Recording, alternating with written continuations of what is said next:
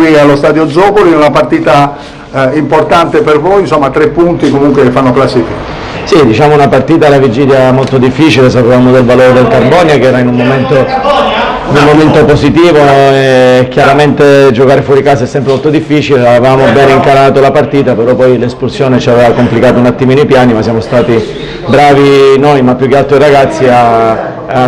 chiudere la partita con il raddoppio di Chiarometenca. Sì, nel corso del primo tempo insomma doppietta da parte del suo giocatore attaccante, nella ripresa avete forse un po' subito, ovviamente giocare in 10 non è mai semplice. Sì, diciamo che abbiamo dovuto rivedere un attimino l'assetto tattico, essendo un uomo in meno con il Carbonia che ha inserito un attaccante in più diventava difficile contenerli e quindi per gioco forza abbiamo dovuto abbassare il baricentro e concedergli magari le palle un po' nella loro metà campo facendo densità dentro la nostra. Insomma il suo club è un club importante, insomma, negli anni passati ha avuto anche dei campionati interessanti, in questa stagione mirate eventualmente ad un campionato d'alta classifica. Diciamo che il Savoia è una società che ha tradizione, che ha ambizione, che lavora e programma da tantissimi anni e quindi sicuramente l'ambizione è quella di lottare per le posizioni alte della classifica, ma ci sono avversari blasonati come Latte Dolce, Latina, Lanusei che sicuramente daranno filo da torcere, quindi è un campionato equilibrato ma difficilissimo. Grazie mister e naturalmente in bocca al lupo per il prossimo.